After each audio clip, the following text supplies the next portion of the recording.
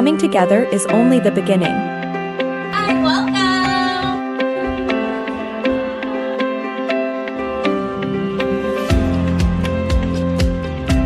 It's keeping together that changes everything. Between our best moments and our worst. Between our finest hours and lowest points.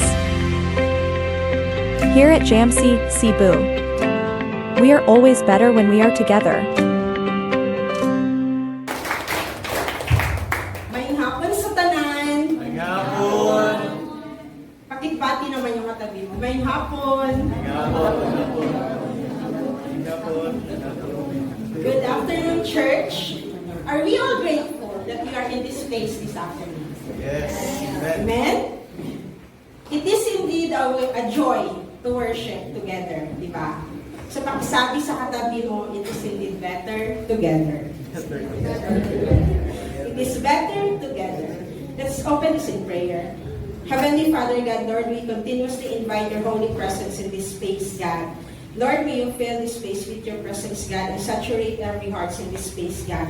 Lord, I pray that your word will accomplish its purpose in our lives, God. Lord, I pray, Father God, Lord, as the bearer of your word, Lord, may your anointing be my portion, God, Lord. And I pray, Father God, Lord, that our lives be our worship before you this afternoon, God. Thank you for your goodness, God. In Jesus' name we pray. Amen. So this afternoon, we are still on our series, Better Together. Better Together. And in this afternoon, our topic is Together in Christ through Relational Discipleship. Together in Christ through Relational Discipleship. But first, let's define what is discipleship. What is discipleship? Is discipleship a program? A small group? A way of life? Or something that only pastors and elders do? Ano nga ba? Ano nga ba ang discipleship? So discipleship is the process of learning and becoming like Christ. Discipleship is not about impressing God or others. It is not about performing well. Discipleship is primarily about Jesus and His continual work in us through the Holy Spirit.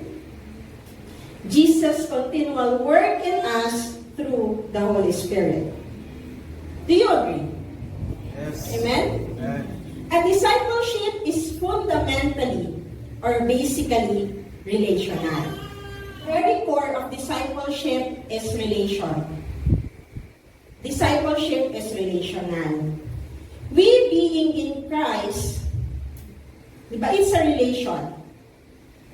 We being in a relationship that equips and encourages us and encourage others to be more like Christ. A discipleship that centers on relational involvement. That's relational discipleship. So pakisabi sa katabi mo, that's relational discipleship. So again, our topic this afternoon is Together in Christ through Relational Discipleship. A relational discipleship modeled by Jesus Christ. So our text this afternoon will be coming from Matthew chapter 4, verse 18 to 12. This is the story when Jesus encountered His first 4 disciples. So let's read. One day, samahan niyo po ako sa magbabasa. So one day, as Jesus was walking along the shore of the Sea of Galilee, He saw 2 brothers. Simon, also called Peter, and Andrew throwing a net into the water, for they fished for a living. Jesus called out to them, "Come, follow me, and I will show you how to fish for people." And they left their nets at once and followed Him. A little farther up the shore, He saw the 2 brothers, James and John, sitting in a boat with their father Zebedee, repairing their nets, and he called to them to come too. They immediately followed him, leaving the boat and their father behind. And in Matthew chapter 9, verse 9, this is when Jesus called Matthew. So as Jesus was walking, he saw a man called Matthew, sitting at his tax collector's booth. Follow me and be my disciple. Jesus said to him. So Matthew got up and followed him.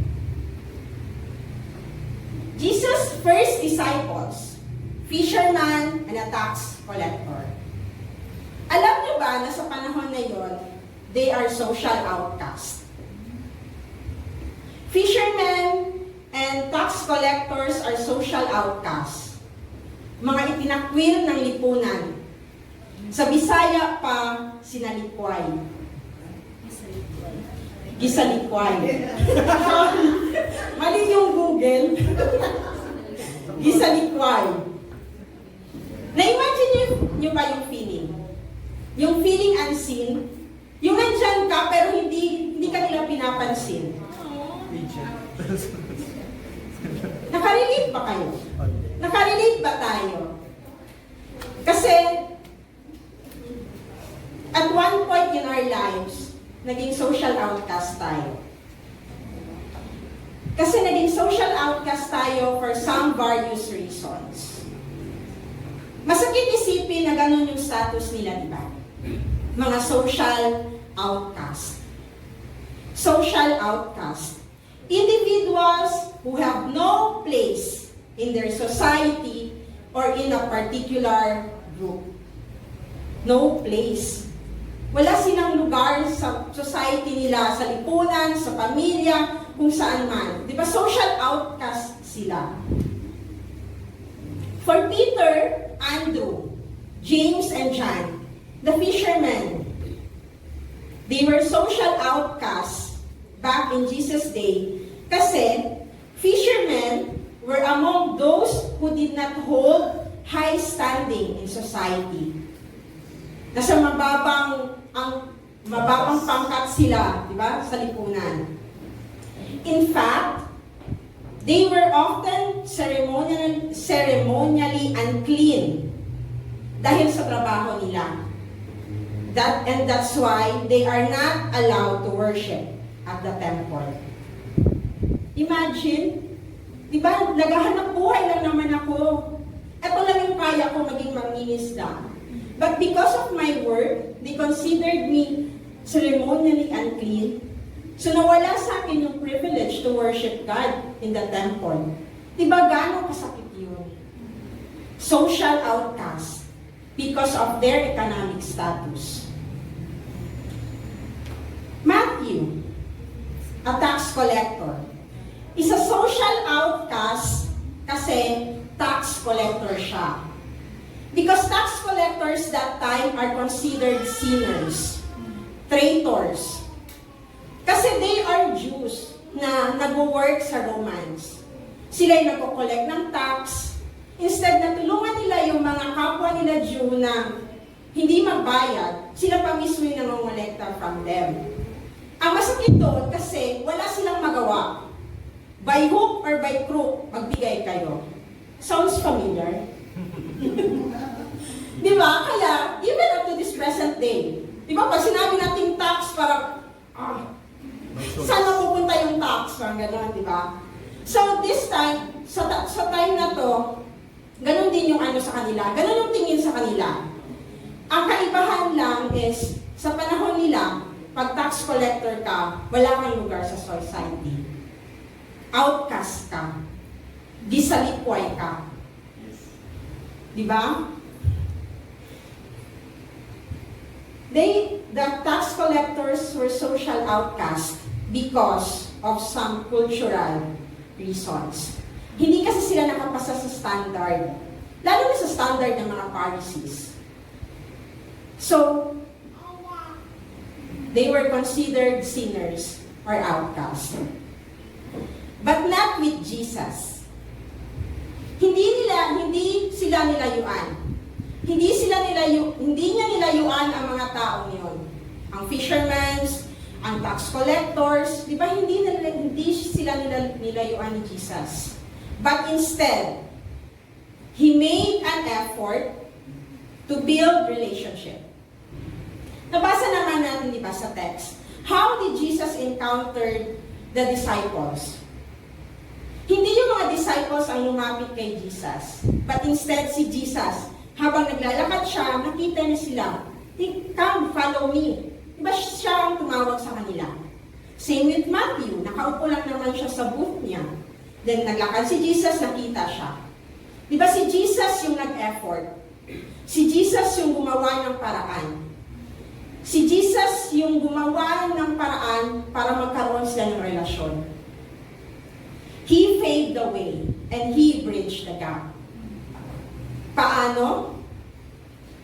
By invitation. A relationship that started with an invitation. An invitation to come and follow Him. An invitation to come and follow Him. Jesus made the effort to build the relationship, make the connection, and bridge the gap by inviting them. And this invitation is building a strong, meaningful, and authentic relationship and accountable relationship with Jesus. A relational discipleship.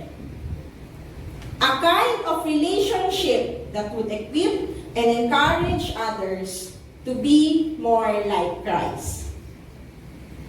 So this afternoon, let's discover 3 things that we could experience through relational discipleship with Jesus. So first thing that we could experience through relational discipleship is the experience of knowing Christ. Amen? The experience of knowing Christ.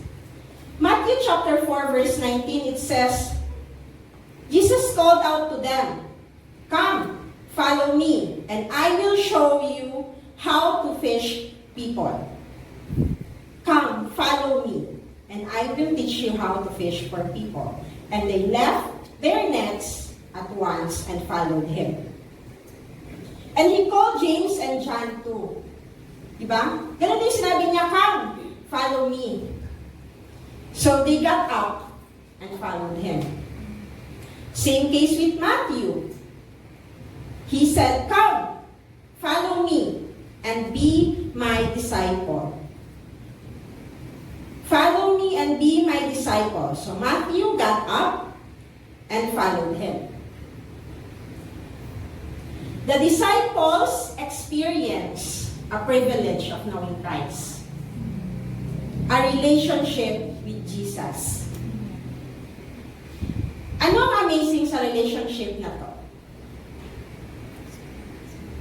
It is Jesus who initiated the relationship. Si Jesus yung nag-effort. Siya na mismo yung lumapit sa kanila. Di ba amazing? Imagine mo, naglalakad ka lang. Di ba? Tapos nandiyan si Jesus sa daan, sasabihan ka niyo, hindi ka pinansin ng lahat ng dumaan. Si Jesus ay pumansin sa'yo. Di ba parang, wow, Lord, pero alam mo na kung sino si Jesus. Di ba? Imagine the feeling.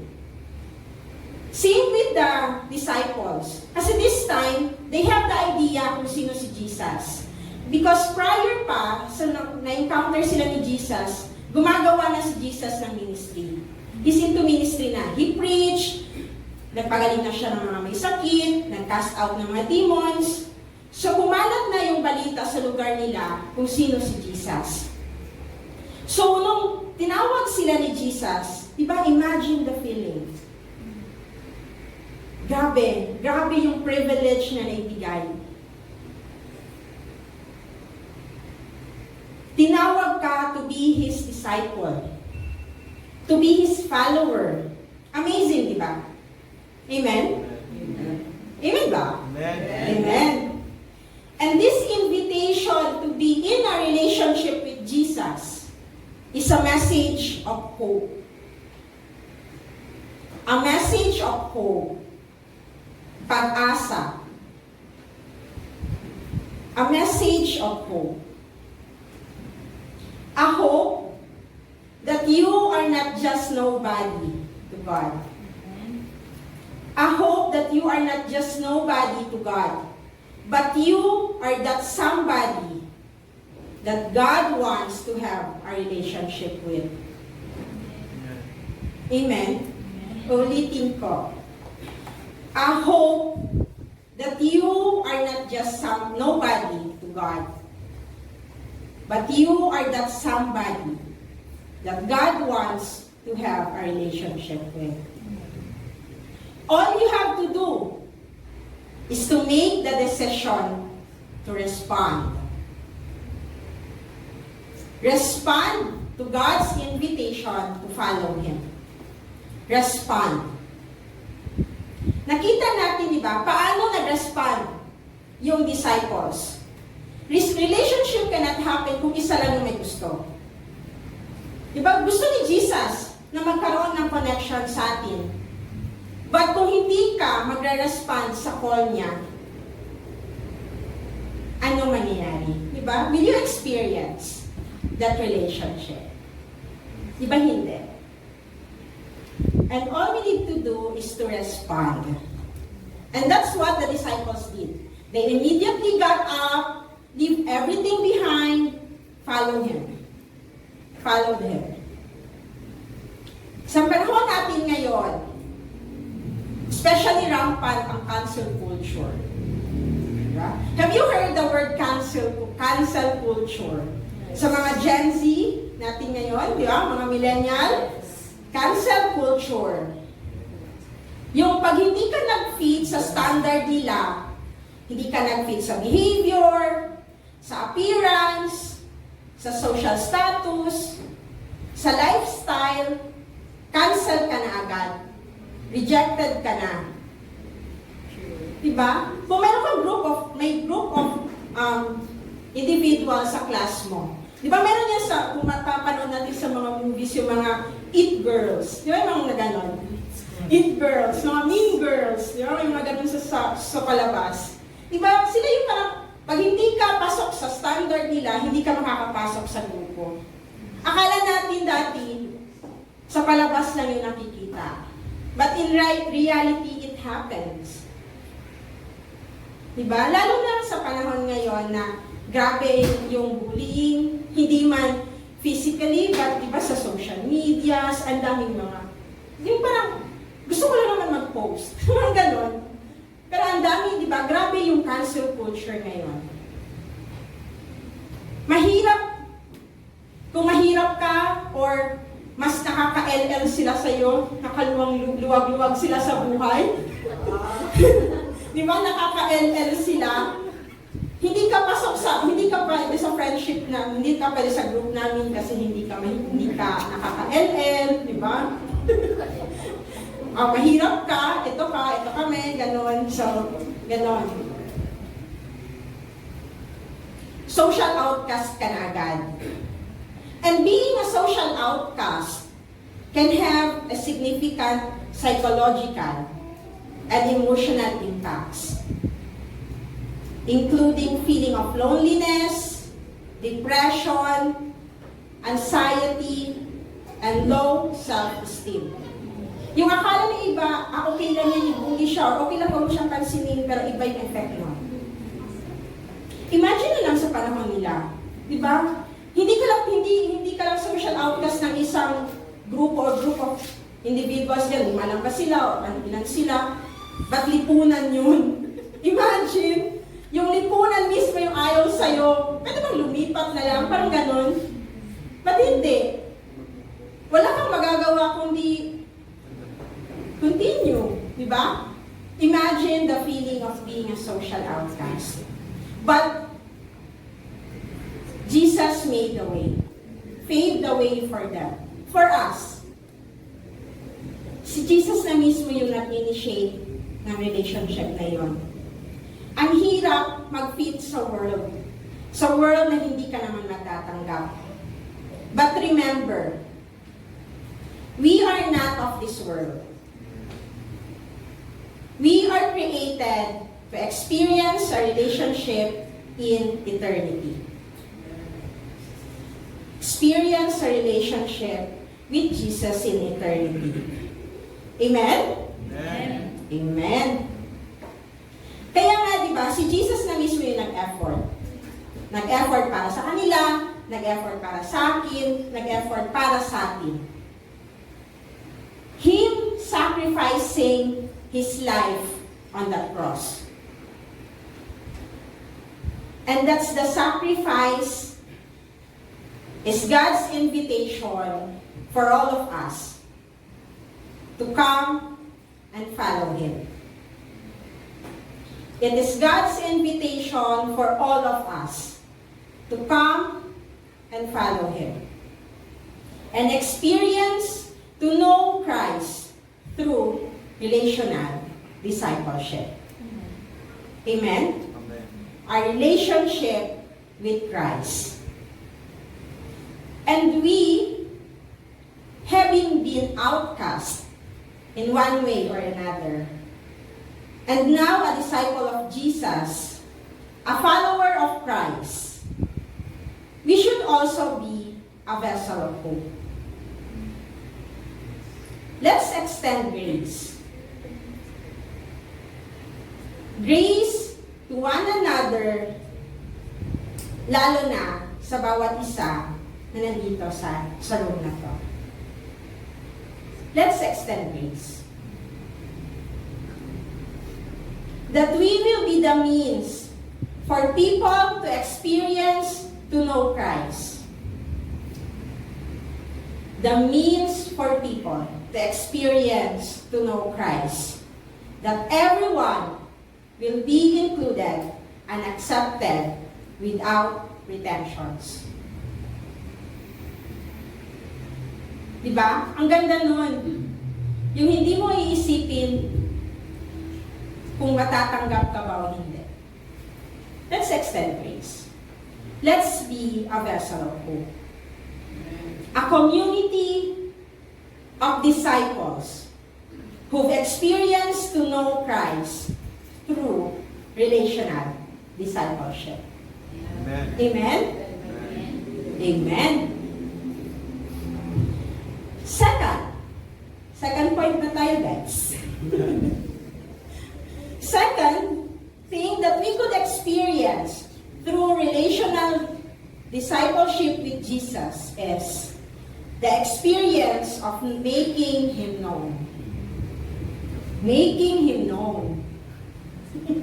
Yes? Sounds familiar? Yeah? Chapter 9, verse 11 to 13.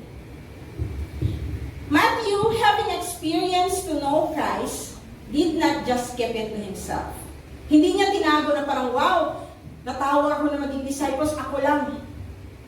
Hindi siya ganon. He invited Jesus and His disciples to come home with Him as dinner guest. Nagpakain siya sa bahay niya, in-invite niya si Jesus and His disciples. Because Matthew wanted to introduce people in his social circle to Jesus. Gusto niya na makilala din ng mga tax collectors si Jesus. He wanted them to experience Jesus as well. But in verse 11, ano ang sinabi ng mga Pharisees? Why does your teacher eat with such very bad or immoral group of people? Grabe. Diba? Pwede naman bad. Pwede bad na lang. Diba? Tatawagin ka, very bad ka talaga. Very bad or immoral group of people. Ganon yung tingin sa kanila. Di ba nakita ng mga Pharisees na kasama ni Jesus silang kumakain? And ngayon, kine-question nila si Jesus. Di ba? And ano ang naging respond ni Jesus dito? When Jesus heard this, He said, Healthy people don't need a doctor.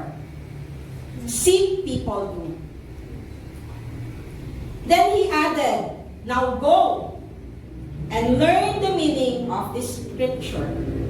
Sinabihan niya yung mga Pharisees, di ba? Then go. Go and learn the meaning of this scripture. I want you to show mercy, not offer sacrifices. For I have come to call not those who think they are righteous, but those who know they are sinners. Amen? And that's the compassion of Jesus for sinners like you and me. Having the disciples with him, Jesus continued his ministry. Di ba tinawag niya yung mga disciples niya? So may kasama na siya while doing his ministry. The disciples witnessed him preach, heal the sick, witnessed him restore a girl back to life, and heal the woman. They have witnessed Jesus heal 2 blind men. They have witnessed when Jesus healed a mute man. The disciples witnessed Jesus' ministry. Relational discipleship with Jesus did not just allow the disciples to know him more, but they got to know the compassion of Jesus. Relational discipleship with Jesus did not just allow the disciples to know him more, but they got to know the compassion of Jesus. In Matthew chapter 9, verse 35 to 38. Let's read. Jesus went about all the cities and villages, teaching in their synagogues, preaching the gospel of the kingdom, and healing every sickness and every disease among the people. But when he saw the multitudes, he was moved with compassion for them, because they were very and scattered, like sheep having no shepherd. Then he said to his disciples, the harvest truly is plentiful, but the laborers are few. Therefore, pray the Lord of the harvest to send out laborers into his harvest. And so in Matthew chapter 10, verse 1, it says, He had called his 12 disciples. He had called his 12 disciples to him. He gave them the power over unclean spirits to cast them out and to heal all kinds of sickness and all kinds of disease. And in Matthew chapter 10, verse 5 to 8, this is when Jesus commanded the 12 disciples. He sent them out. Sabi dito in verse 6, but go rather to the lost sheep of the house of Israel. And as you go, preach, saying, the kingdom of heaven is at hand. Heal the sick, cleanse the lepers, raise the dead, cast out demons. Freely you have received, freely give. Freely you have received, freely give. The disciples experience a relational discipleship with Jesus. And this relationship gave them the privilege to experience to know Christ. But it also equipped them to make God known. Equipped them to make God known. He gave them the power over unclean spirits to cast them out and to heal all sickness and all kinds of disease. Jesus sent them out. Jesus chose the 12 apostles from the disciples that he had, and he sent them out. Jesus sent out his disciples to take part on his mission. Kasi di ba yung mga pinagawa niya sa mga apostles is yun yung ginagawa niya. Because that's the heart of Jesus. So, him sending out the apostles is commanding the apostles to take part in his mission. A mission to great number of people who were weary and scattered like sheep having no shepherd. The harvest is truly plentiful, but the laborers are few. And this same mission is for us today. Is same for us today. Through relational discipleship with Jesus Christ and with our fellow believers, God have prepared us and equipped us for the mission. God have prepared and equipped us for the mission. The mission to make Him known. Making Him known. Making Him known could start sa mga tao na nasa paligid natin. Hindi naman kailangan natin na, itong barangay na to, pupuntahan ko. Di ba? Hindi ganun yun.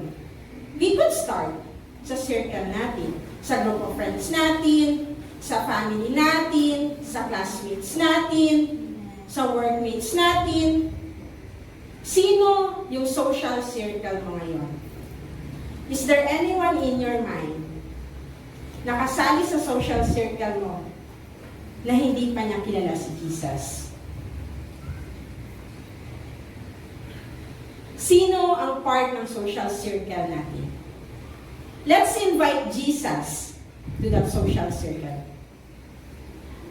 Let's invite Jesus to that social circle and introduce Him to them. Make Him known. Make Him known. Just like the disciples obedient to Jesus' command, they went out to do the mission, and they did not allow His grace to go into waste. They have experienced to know Christ, and now they are called to do the mission. They obeyed. They followed Jesus' command. Hindi nila hinayaan na yung grace na na-experience nila, mawala lang, mabasura lang. They did not allow His grace to go into waste. And now, it's our turn. It's our turn. So pakisabi sa katabi mo, now, it's our turn. Sige, pakisabi sa katabi natin, now, it's our turn. Our turn to make Jesus known. Amen. Amen? Amen? Let's allow our relationship with Jesus fuel us in taking part of making Him known. Amen?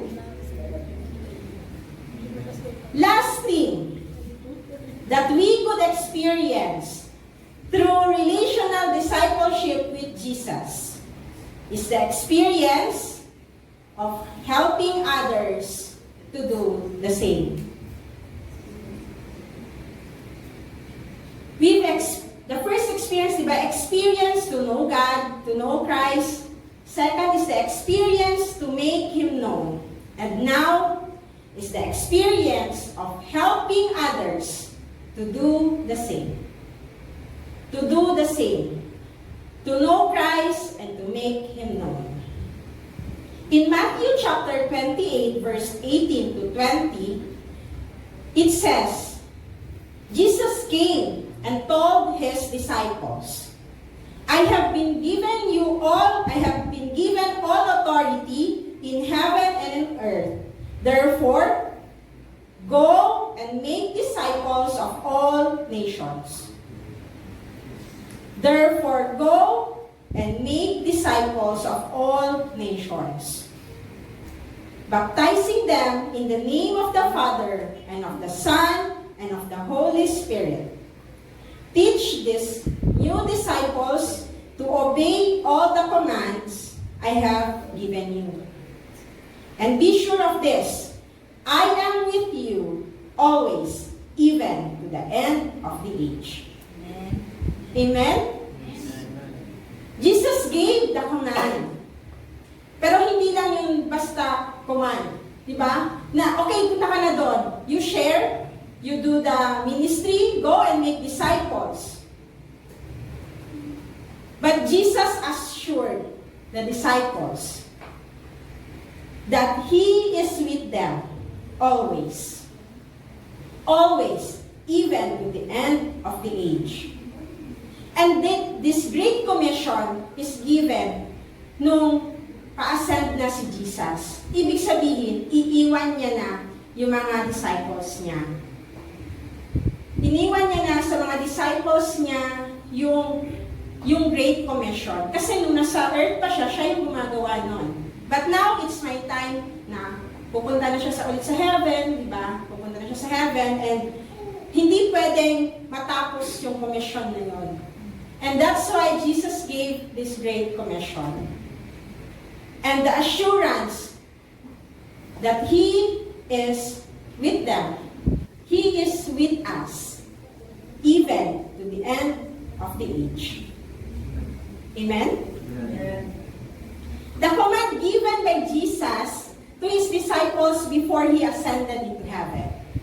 A command given to also allow others to experience a relationship with Jesus by their help.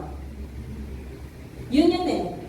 Yes, you have experienced me now. Nakita nyo kung paano ako mag-work. Tinuro ko na sa inyo. Make me known, di ba? Sabi ni Jesus. And experience din, i-share sa iba. And yung iba na naman yung gagawa nun. Hanggang sa madami na yung gumagawa. And that's the very reason bakit nandito tayo ngayon. Kasi kung nag-stop yung mga apostles, sa tingin nyo darating sa Pilipinas yung good news. Diba walang internet, walang phone, no means of communication na makarating yung information sa Philippines. Ang layo nila sa atin. But because they obeyed the command, we are privileged also to experience, to know Christ, and make Him known. To make disciples of all nations, and to teach the new disciples to obey all the commands. Ba yun yung binigay ni Jesus? A relationship deeply rooted in learning and becoming like Christ. A relationship deeply rooted in learning and becoming like Christ. And we will see this result. Binigay na yung Great Commission, the apostles and all the disciples did their part and do the ministry. And we can read in Acts chapter 2, verse 42 to 47. Let's all read this. We worship together at the temple each day, met in homes for the Lord's Supper, and sharing the meals with great joy and generosity, all the while praising God and enjoying the goodwill of all the people. And each day the Lord added to their fellowship those who were being saved. Amen. A community formed by new believers of the Lord Jesus Christ. A community formed as a result of the apostles' obedience to Jesus. Diba nakita nyo? All the believers devoted themselves. A deep sense of awe came over them all. They have experienced this deep relationship, a relational discipleship. And because of that, The Lord added to their numbers those who were being saved.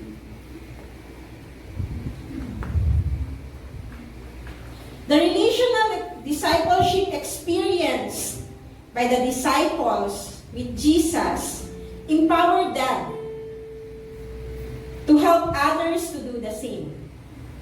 The privilege of relationship with Jesus, to experience, to know Christ, and make Him known. The apostles experienced having a great time spent with Jesus, cultivated their relationship with Him. And the relationship with Him did not stop when Jesus ascended to heaven, but rather leave a great impact to the apostles personally. Grabe yung naging impact ng relationship. Ganon ka-deep yung relationship nila kay Jesus. Na kahit nag-ascend na si Jesus sa heaven, hindi natapos yung relationship na yon. Hindi ibig sabihin na sa tingin nyo malayo si Jesus, wala siya dyan. That's the relationship Jesus have founded sa mga disciples niya. A relational discipleship. They became bold of their faith. Their relational discipleship with Jesus made it possible for them to do the command of Great Commission. Relational discipleship. A relationship at the core of every discipleship journey. A relationship with Jesus that equips and encourages others to be like Christ. A meaningful and accountable relationship with Jesus. A relationship possible because of Christ. A relationship once broken because of sin, but now restored because of Jesus. That's why Jesus is calling us to come to Him and follow Him. An invitation of hope, pag-asa, the blessed hope that we will spend eternity with God. Jesus already made the first move in this relationship. A sacrifice done 2,000 years ago. The grace that allowed us to experience, to know Christ. The experience of relational discipleship with Jesus. Your response to this invitation of grace, brought you here. Your response to Jesus' invitation of grace brought you here. An invitation open for all the harvest out there. And as Jesus commanded His disciples, which includes you and me, go. Go and make disciples of all nations, baptizing them in the name of the Father and the Son and of the Holy Spirit. Do not allow His grace to go into waste. Let's take our part. It's now our turn to make Him known and help others to do the same. A relational discipleship that's better together with Jesus. God bless us.